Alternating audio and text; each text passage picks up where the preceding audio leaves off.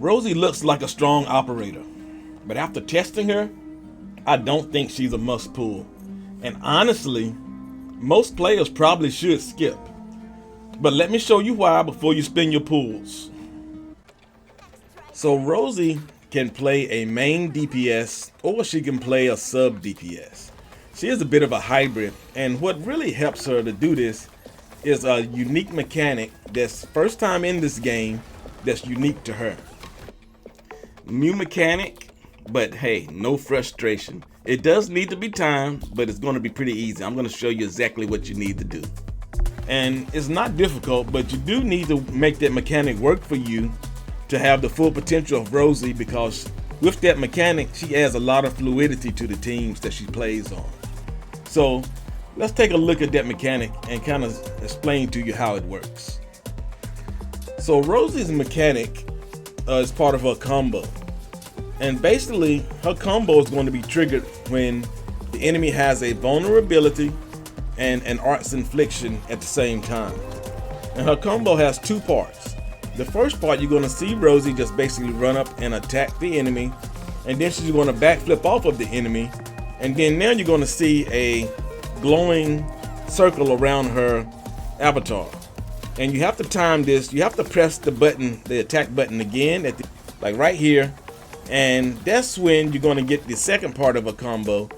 And you can make her execute the combo regardless, but if you time it correctly, you're going to get 2 stacks of vulnerability, 1 from each hit. If you mistime it, then you're only going to get that 1 stack. The best gear is going to be the MI security set.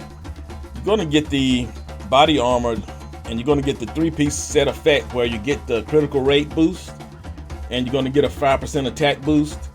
And you want to use the one that has agility and intellect. And you're going to double up on the MI security scope T1 to get double up on the agility and intellect and critical rate boost. So the best weapon for Rossi is going to be the Lupine Scarlet, which is a signature weapon. You're going to get an agility boost, a critical rate boost, and fracture called Gnashing Wolves. So this is basically designed for, of course, it's a signature weapon, why wouldn't it be? Now an alternative is going to be Rapid Ascent. And what makes this a good alternative is that you get the main attribute boost, but you also get a critical rate boost, which is really good for Rossi and her kit. This one has Twilight, Azure Clouds, but the fact that it has main attribute and critical rate is what makes this a great alternative. So as the main DPS, I like to always team her up with Gilberta. And that's also going to have Adelia and Ember on this team. And I like Ember because she can also apply vulnerability, and also she heals. And Ardelia I like for the susceptibility and the healing, and Gilberta for her vulnerability and her actual ult. And then I use Rossi's ult for the main source of damage for this team. Now as a sub DPS, I have Administrator at the controlled operator spot, and Rossi's going to play basically the same role. I'm going to use a combo to get the 2 stacks of vulnerability combined with Gilberta. I'm going to use susceptibility from Adelia and Gilberta, and I'm going to use the ult from Rossi and the ult from Administrator to do even more damage for this physical team where she's a sub DPS.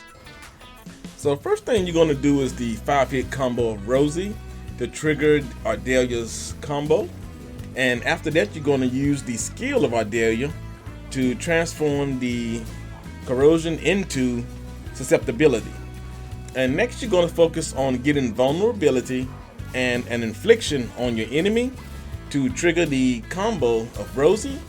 And with that combo you're going to get 2 stacks of vulnerability, and you can get that 4th stack of vulnerability from using another skill of Rossi, or you can get hit and let Amber put the vulnerability on there.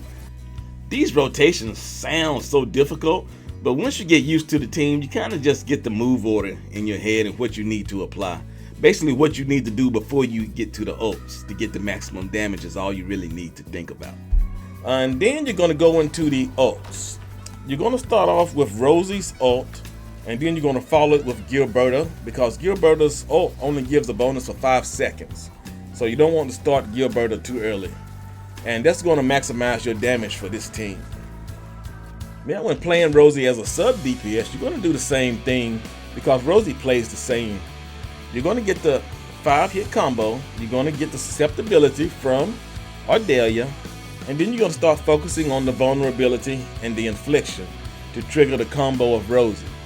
And Rossi's going to put 2 stacks of vulnerability on there, and you're going to get 1 more stack of vulnerability. But now the ults, you're going to start off with Rossi, and then you're going to use Gilberta, but then you're going to finish with Administrator. And that's going to give you a lot of physical damage for this team where she's a sub DPS rather than a main DPS. Alright, so is Rossi worth it? So I'm going to break it down into 3 groups. Pool if you are building a physical team, or if you are new to the game and this is your first featured operator. She's not bad if you want to go for her because she can really help you. She can build a good team. She's easy to play with, and she makes her team really flow well if you can build a team around her. I will say skip if you already have a physical team. If you already built your physical team, because there are physical teams out there that really play well and that do damage. I would say skip if you have a main damage dealer, like say you just built a cryo team around Tong Tong. There's no reason for you to pull her and go and try to build another physical team. Tong Tong and her teams play really well and can clear everything. So there's nothing about her that makes her a must pull. Nothing that's going to say that in the future she's going to have to be one of the most used operators. And then the third group, I'm going to say skip if you are on a budget.